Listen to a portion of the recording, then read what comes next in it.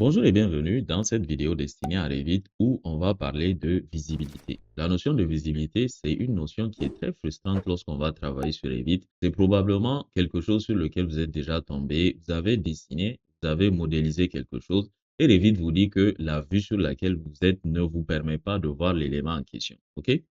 Dans cette leçon, qu'est-ce qu'on va faire? On va parcourir un certain nombre d'éléments qui sont assez récurrents, qu'il va falloir regarder, si vous voulez, lorsque vous n'allez pas retrouver un élément que vous allez dessiner sur Revit. Là, j'ai fait un petit regroupement, OK, qu'on va essayer de suivre. On va parler des éléments de barre d'affichage, OK, qui vont aussi jouer sur la visibilité. En général, ou du moins, tous ces éléments-là dont on va parler vont jouer sur la visibilité. Maintenant, j'ai essayé de les classer pour qu'on soit un peu plus systématique. Vous voyez qu'on a des éléments de barre d'affichage, des éléments de graphisme, des éléments d'étendue et ceux que j'ai classés, disons-le, dans autres, parce que j'estime qu'ils sont moins récurrents que les trois premiers. OK?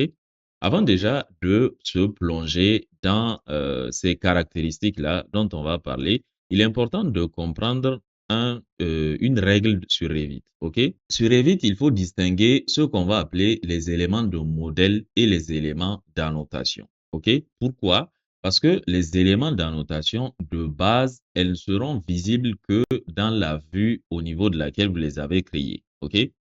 Lorsque je vais aller au niveau 1, et au niveau 1 et que je vais par exemple créer un texte, ok, un texte simple que je vais placer ici et je vais l'appeler par exemple test, ok.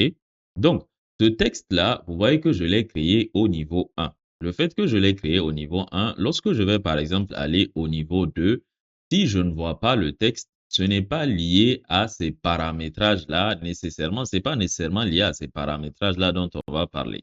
Pourquoi? Parce que le texte est un élément d'annotation et la base des éléments d'annotation, c'est qu'ils sont ce qu'on va appeler des views spécifiques. Ils seront spécifiques à une vue. Donc, un élément d'annotation, sa base, c'est que lorsque vous le créez dans une vue, vous êtes censé le voir uniquement au niveau de cette vue-là. OK? Contrairement aux éléments de modèle, les éléments de modèle, eux, vous allez les voir dans tout le projet tant que la vue permet de les afficher. Par exemple, vous voyez ce lit-là. Lorsque je suis en vue en plan, je retrouve ce lit. Lorsque je vais aller en 3D, OK, je vais faire une 3D, le lit, il est quelque part là, je le vois à travers la fenêtre. Si j'avais fait une coupe, par exemple, OK, c'est au niveau 2. Si j'avais fait une coupe quelque part par là, OK, et que je vais au niveau de la coupe, aller à la vue, vous voyez que je vais retrouver le lit qui est là. Si je fais clic droit, sélection précédente, il s'agit de ce lit-là. OK? Donc, ce qu'on vient de mettre en évidence ici est très important. Ce dont on va parler en termes de visibilité, ça sera surtout les éléments de modèle et non les éléments d'annotation. OK? Donc, ceci étant dit, on va maintenant démarrer avec le premier élément probablement que vous allez considérer lorsque vous ne voyez pas un élément. En tout cas, la première propriété que vous allez considérer lorsque vous ne voyez pas un élément, c'est le fait de savoir est-ce que vous n'avez pas un masquage ou une isolation. OK, ces deux-là, je les sélectionne en même temps parce que en général, ils vont aller ensemble. Donc, je vais aller sur une vue 1, par exemple la vue 1, je vais sélectionner cette porte-là. Et lorsque je sélectionne la porte, je vais venir ici au niveau de mes barres d'affichage. Donc, vous voyez que là, on est pour le moment au niveau du chapitre des barres d'affichage. Je vais venir au niveau des barres d'affichage. Je vais cliquer ici au niveau de la lunette et je vais dire par exemple de masquer l'élément. OK? Donc, vous voyez que là, je suis dans un masquage ou un isolement temporaire. OK?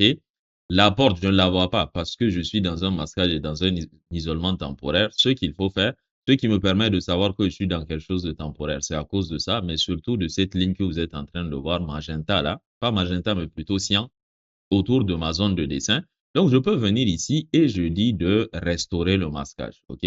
Lorsque je demande de restaurer le masquage, la porte va faire son apparition.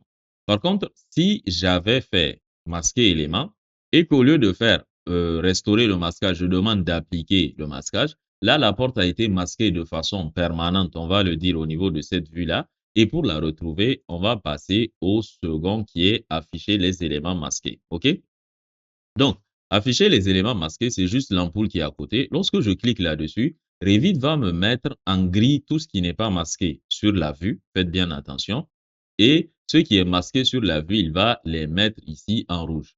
Ce que je n'ai pas indiqué aussi, on avait indiqué que ce qui nous intéresse, c'est les éléments de modèle et non les éléments d'annotation. Ce qui est aussi important de comprendre, c'est que la notion de visibilité est relative à une vue. Qu'est-ce que ça veut dire? Ça veut dire que pour le moment, je vais masquer ça. OK, je vais appliquer plutôt. Ça veut dire par exemple que la vue 1 sur laquelle je suis, où j'ai masqué la porte, lorsque je vais aller sur cette vue 1 climatisation là, la porte ici, je vais la retrouver. OK? Parce qu'elle n'a pas justement été masquée à l'intérieur de cette vue-là. Donc, c'est bel et bien au niveau de cette vue qu'elle a été masquée. Donc, retenez aussi, c'est extrêmement important de le comprendre, que la notion de visibilité est liée, si vous voulez, à une vue. OK? Donc, cette porte-là, telle que je disais, je vais venir ici, je clique sur l'ampoule. Revit va me mettre en rouge tous les éléments qui ont été masqués. Je vais sélectionner cette porte et je vais dire d'afficher l'élément. OK? Lorsque j'affiche l'élément, je dis à Revit que je veux sortir de cette vue temporaire-là. Je clique ici, boum. Et vous voyez donc que ma porte fait son apparition. Donc, ensuite, qu'est-ce qu'on a? On a le niveau de détail. Et la discipline, pourquoi je l'ai mise ici? Elle devrait être plutôt quelque part là. Voilà. Ensuite, on a le niveau de détail. Le niveau de détail, si vous êtes familier à ça sur Revit, le niveau de détail va souvent changer l'affichage de certains éléments et carrément masquer d'autres éléments. Par exemple, vous voyez que ce mur-là, lorsque je suis à un niveau de détail, le niveau de détail se trouve où? Il se trouve au niveau des affichages. Tout ce dont on est en train de parler, c'est des éléments d'affichage pour le moment. OK? Donc, le niveau de détail, il va se retrouver à ce niveau-là. À l'état actuel, vous voyez que je suis à un niveau de détail élevé, mais lorsque je suis à un niveau de détail faible, bon, vous voyez que cette fois-ci, je ne vois que les faces extérieures et intérieures de mon mur. Alors que lorsque je suis sur un niveau de détail élevé, vous voyez que je vois les différentes couches qui vont représenter le mur. Donc, c'est aussi un élément qui est assez subtil qui va vous permettre de masquer ou de faire apparaître, d'afficher, si vous voulez, certains éléments lorsque vous travaillez sur Revit. Donc, pensez à ça lorsque vous avez des éléments qui ne sont pas visibles. Ensuite, on a les graphismes. Les graphismes et les étendues, ça sera probablement les éléments qui vont plus impacter sur la visibilité de nos éléments sur Revit. Vous avez d'abord la visibilité et le graphisme. La visibilité et le graphisme, une fois encore, on est bien concentré. La notion de visibilité est liée à une vue. Donc, en étant sur cette vue, en n'ayant rien sélectionné, je vais voir ici que Revit va m'indiquer que je suis sur un plan d'étage. Lorsque je vais sur la 3D, vous voyez que là, Revit m'indique que je suis sur la vue 3D, mais faites bien attention, si je sélectionne un élément, c'est les propriétés de l'élément ici que Revit va mettre en avant. Donc, je dois faire échappe-échappe et m'assurer que je n'ai rien sélectionné, de sorte à ce que Revit considère donc que c'est les propriétés de la vue qu'il va m'indiquer.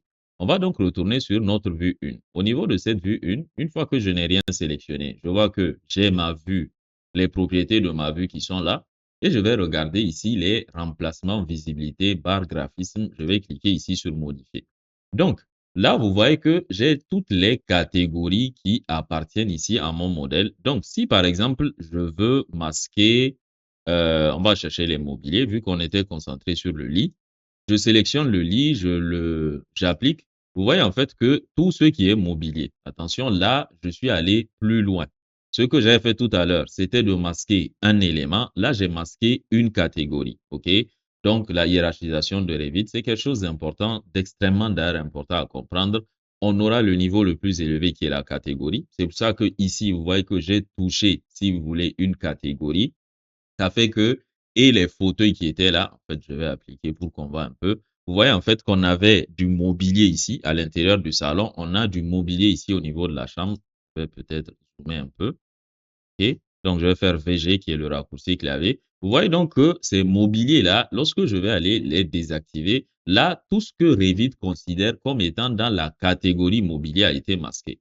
Donc, une des choses qui est très fréquente lorsque vous ne voyez pas un élément à l'intérieur de Revit, c'est de regarder est-ce que sa catégorie a été décochée ou pas. Là, vous voyez que c'est la colonne de visibilité. En réalité, cette fenêtre-là, c'est une fenêtre de visibilité de graphisme. Je précise ici, ou en tout cas, je rappelle, vu que je l'ai dit déjà un certain nombre de fois, que Revit m'indique que c'est bel et bien des remplacements de visibilité de graphisme pour le plan d'étage niveau 1. Donc, ce que je viens de faire ici en termes de modification ne va considérer en tout cas que le niveau 1, ne va concerner, c'est le mot que je cherchais, que le niveau 1. OK?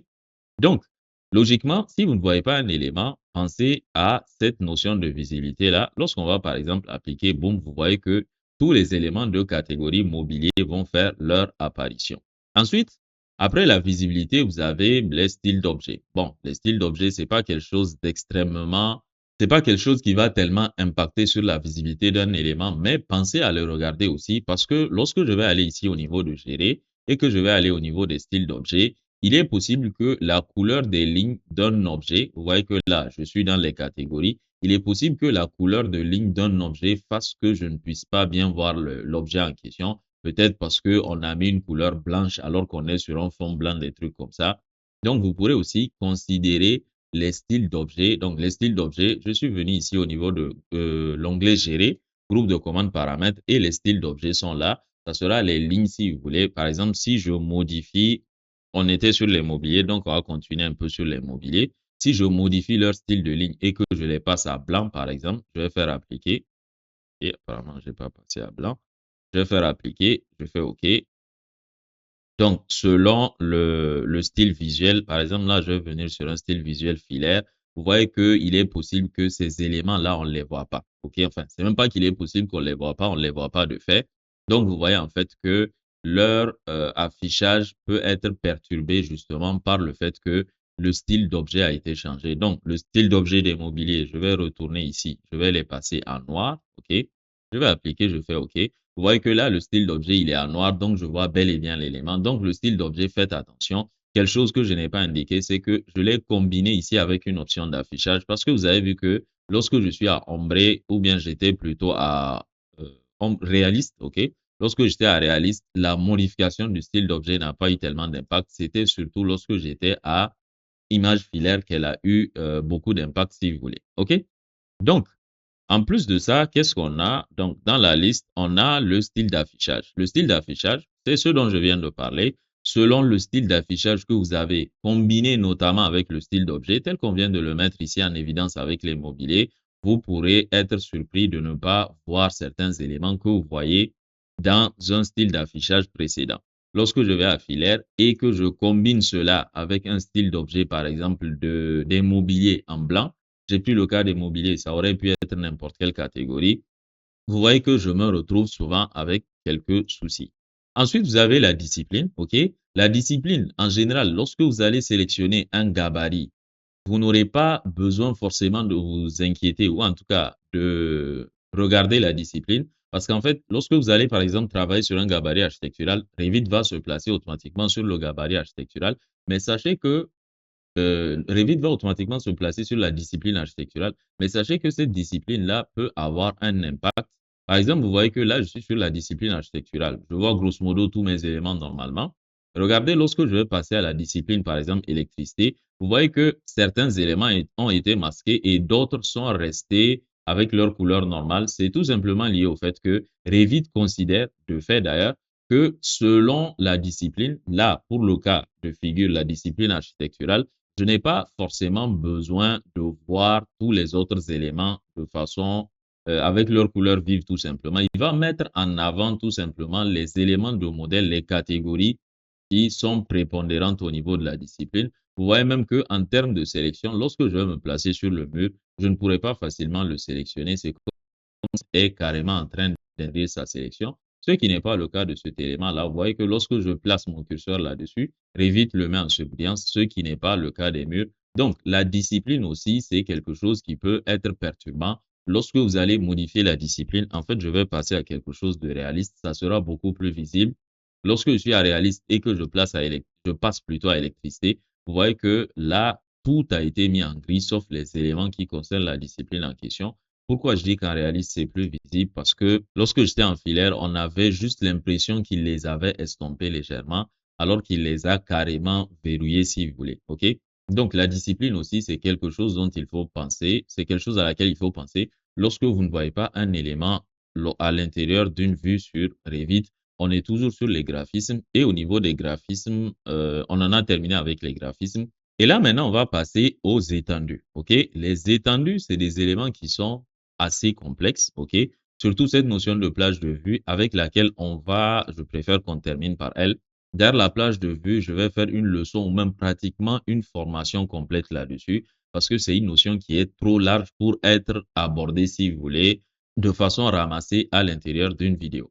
Donc, là, vous avez les zones cadrées. Donc, les zones cadrées, en fait, c'est quelque chose qu'on va retrouver toujours au niveau des propriétés de la vue. Vous avez remarqué que ce qui m'intéresse jusqu'à là, c'est les propriétés de la vue. En tout cas, depuis que j'ai attaqué le chapitre des graphismes, vous avez la zone cadrée. Donc, la zone cadrée, c'est un élément qu'on va retrouver au niveau des étendues. Donc, lorsque je vais au niveau des étendues, j'ai zone cadrée ici et zone cadrée visible. Donc, zone cadrée, en fait, je vais afficher les deux et je vais vous expliquer ce que ça suppose. Le fait de dire que la zone cadrée est visible, c'est ça qui va faire que ce cadre-là apparaisse. Ce cadre, je vais d'abord désactiver. Vous voyez que le cadre n'apparaît pas. Donc, dire que je veux, le fait que je coche la zone cadrée visible, c'est ça qui va faire apparaître ce cadre-là. Je vais d'ailleurs revenir un tout petit peu sur les éléments de barre d'affichage parce que cette notion de zone cadrée visible-là, je peux aussi l'activer et la désactiver au niveau de la barre d'affichage. Regardez, lorsque je désactive, on voit clairement que ce bonhomme-là, il a changé d'affichage, d'apparence. Lorsque j'active, vous voyez que l'ampoule va s'allumer. Donc, vous comprenez que la zone cadrée, je peux l'activer aussi ou la désactiver à ce niveau-là. Donc, le fait de dire que la zone cadrée visible, je l'ai coché, c'est ça qui fait que ce cadre-là apparaisse. Maintenant, ce cadre-là, à quoi il sert? En fait, ce cadre, lorsque je le déplace et que je l'amène, par exemple, quelque part ici, pour le moment, rien ne se passe et que je combine cela en disant à Revit que je veux cadrer la vue et que j'applique, ce qui va se passer, c'est que seuls les éléments qui sont à l'intérieur du cadre seront visibles. Vous allez remarquer que certains éléments font exception à cela. C'est tout simplement lié au fait que cette zone cadrée que vous êtes en train de voir, elle va impacter surtout des éléments de modèle et pas nécessairement des éléments d'annotation. Okay? Si je demande de cadrer les annotations, vous allez voir que pour les annotations, en fait, maintenant, en fait, qu'est-ce que vous avez? Vous avez cadré la vue qui va cadrer, qui va masquer les éléments qui sont à l'extérieur du cadre, mais qui sont des éléments de modèle. Et cadrage de la notation va faire la même chose, mais pour les éléments d'annotation. OK? Donc, vous remarquez que les éléments d'annotation ont un cadre légèrement plus large, OK, que les éléments de modèle. Donc, si je décoche là, c'est comme si, en fait, le cadrage que je viens de faire, je fais, en fait, c'est même cela. Le cadrage de vue que je viens de faire n'aura un impact que sur les éléments de modèle. Si je veux qu'il ait un impact sur les éléments d'annotation, je coche ça. C'est ça qui fait que les cotations disparaissent. Mais faites bien attention, les éléments d'annotation ont un cadre qui est un peu plus large, si vous voulez, que les éléments de vue. Par exemple, lorsque je vais un peu amener ça par là, voilà.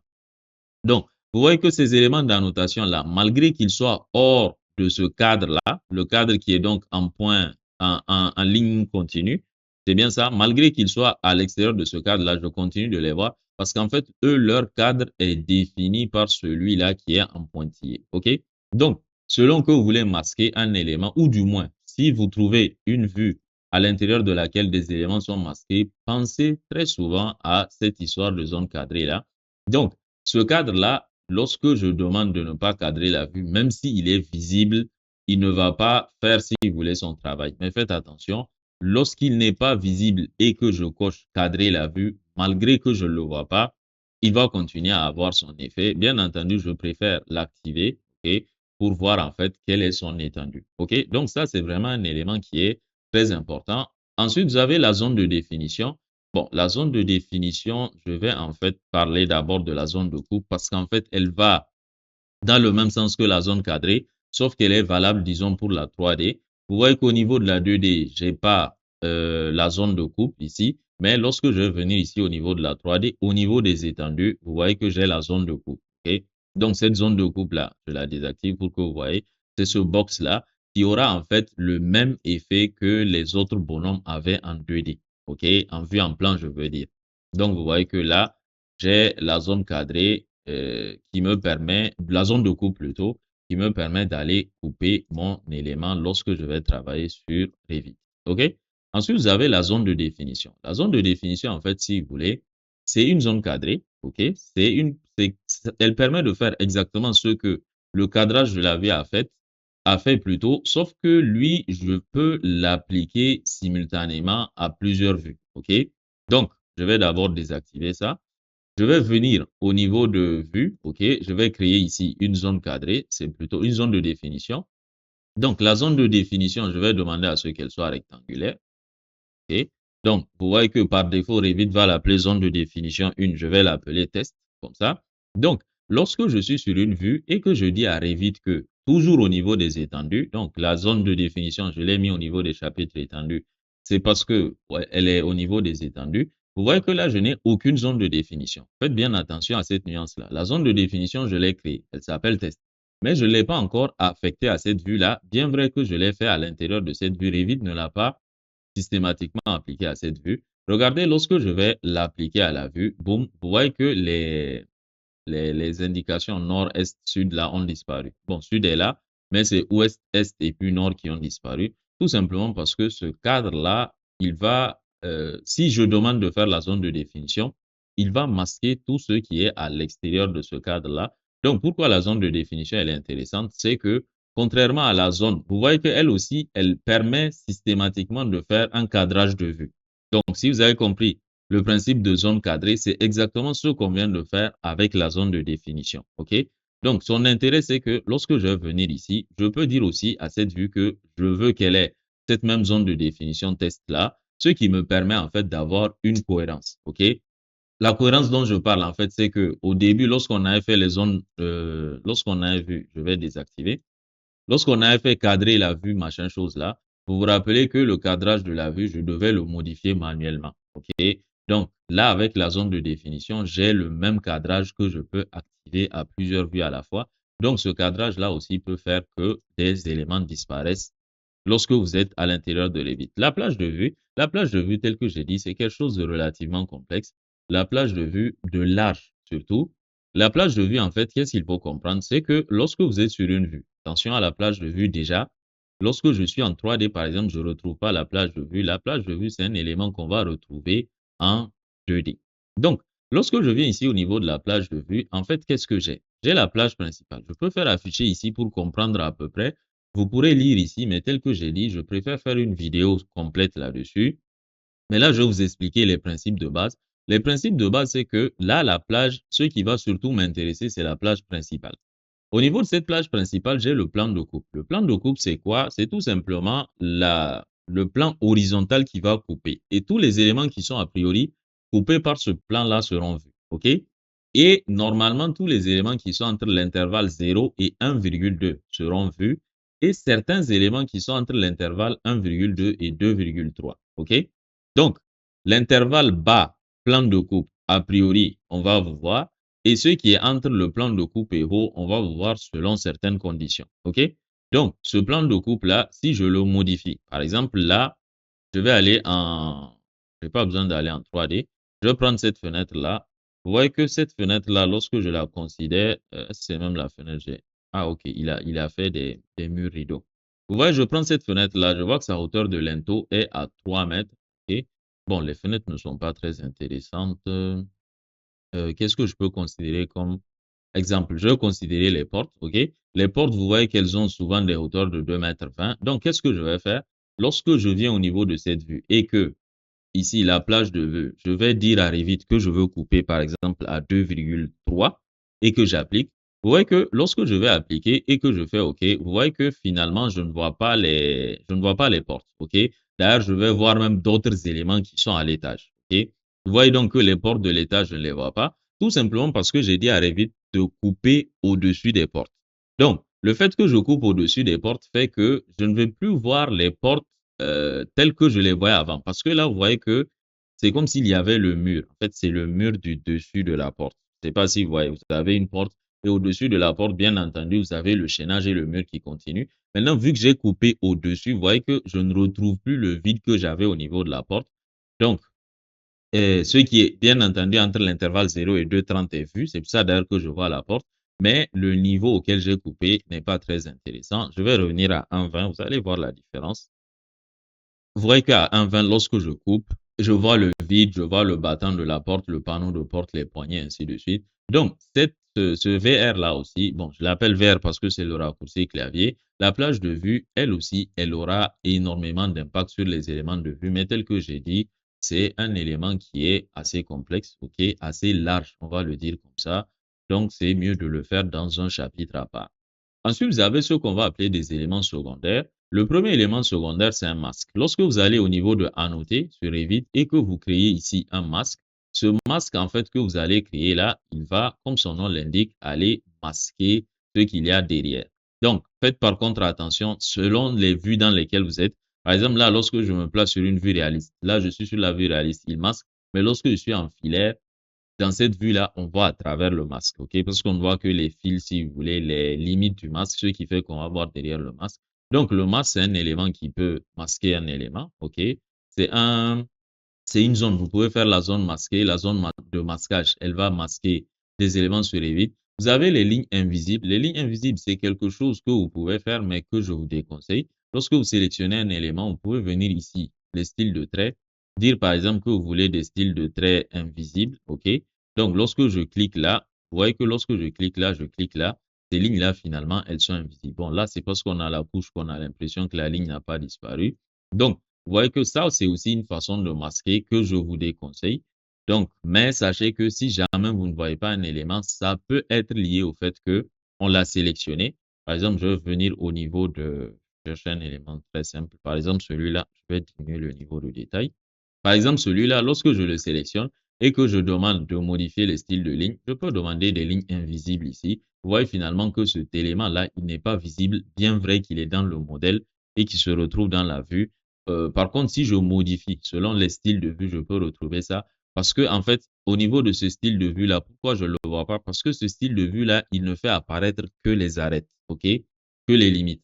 Alors que ces styles de vue-là font apparaître aussi la texture à l'intérieur. Donc, moi, ce que j'ai modifié, c'est les lignes, OK? Les lignes, je les ai rendues invisibles, mais le contour même, je ne l'ai pas modifié. Mais c'est vraiment quelque chose que je vous déconseille de faire parce que ça peut être perturbant pour quelqu'un qui va exploiter votre projet. Voilà. Donc, je préfère les rétablir par catégorie comme ça. Vous avez quoi d'autre qui peut impacter les groupes, OK? Les groupes, en fait, pas forcément des choses que vous allez tellement utiliser, mais lorsque vous sélectionnez comme ça des éléments à l'intérieur de Revit, vous pouvez décider de les grouper. Donc, ici, je vais demander à Revit d'aller créer un groupe, donc que je vais appeler groupe 1. Donc, ce groupe-là, vous voyez que je peux le déplacer et c'est tous les éléments du groupe qui vont se déplacer. C'est d'ailleurs ça l'intérêt du groupe. Mais si à l'intérieur d'un groupe, je viens par exemple faire tabulation, sélectionner un élément, vous voyez que j'ai la possibilité de le sortir du groupe, OK?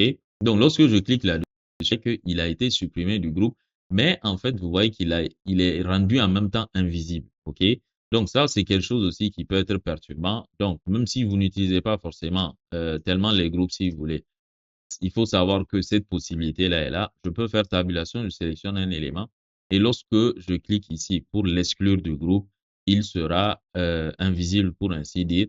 Vous avez ensuite les phasages. Et les phasages, en général, quand vous allez travailler sur Revit, vous allez travailler en donc, les phasages sont où vous allez travailler en nouvelle construction. Mais sachez que si vous faites existant, vous voyez que là, je n'ai rien. Je n'ai rien pourquoi? Parce qu'en fait, existant et nouvelle construction, vous pourrez le considérer comme dans les projets où vous faites de la réhabilitation, où vous allez d'abord modéliser l'existant et ce qui sera nouveau, vous allez aussi le modéliser. Donc, lorsque vous allez faire l'existant, vous allez vous placer sur ce phasage-là, ok? Vous allez faire un certain nombre de murs, par exemple, et lorsque vous allez venir au niveau de la nouvelle construction, vous venez au niveau de la nouvelle construction et vous dessinez les éléments. Donc, vous voyez que lorsque je suis au niveau de la nouvelle construction, les éléments de, comment vous appelez ça, existants vont demeurer, mais ils auront, tel que vous le voyez comme ça, un affichage différent. Donc, vous voyez que lorsque je me place ici à existant, je ne vais retrouver que ce mur-là parce que j'ai considéré que c'était lui seul qui existait pendant qu'on créait, si vous voulez, pendant qu'on était à, pendant qu'on modélisait, si vous voulez, l'existant, quoi. Ensuite, vous avez les symboles de coupe. Donc, les symboles de coupe, en fait, c'est lié au fait tout simplement que je vais d'abord retourner à la nouvelle construction. Les symboles de coupe, lorsque vous les sélectionnez, vous voyez que ce symbole de coupe, lorsque je le sélectionne, Revit va me dire quelque chose comme affiché pour l'échelle plus petite que 100. OK? Donc, vous voyez que là, j'ai une échelle de 175, c'est plus petit que 100. J'ai une échelle de 100, c'est supérieur ou égal à 100, mais vous voyez que certains vont disparaître. Donc, celui-là, j'ai dit affiché pour les échelles plus petites que 100. Lorsque je vais passer plutôt à quelque chose comme ça, 1 sur 200, vous voyez que lui, il va disparaître, tout simplement parce que j'ai demandé de l'afficher pour une échelle plus petite que 100, cette échelle-là, je peux la changer. Vous comprenez bien que si je demande 200 et que je viens là, c'est bien ça, et que je mets 200, je vais toujours le voir. Bien entendu, lorsque je vais mettre par exemple 500, il va disparaître même si je ne vais jamais imprimer ce plan-là à 1 sur 500. OK?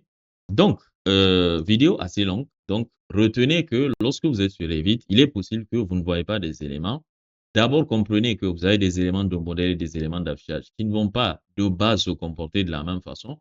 Ensuite, comprenez que la notion de visibilité, elle est relative à une vue. C'est pour ça qu'on va l'appeler view spécifique. Et maintenant, lorsque vous ne voyez pas un élément ou que vous ne voulez pas le voir, pensez justement à ces techniques-là, à ces différentes phases-là, soit aux barres d'affichage, soit au graphisme à l'étendue ou aux autres, en tout cas selon cette classification que j'ai faite pour afficher l'élément ou le masquer sur Revit. Merci donc d'avoir suivi cette vidéo en espérant qu'elle vous aura été utile. On se donne rendez-vous à très bientôt sur notre chaîne YouTube Build Ingénierie.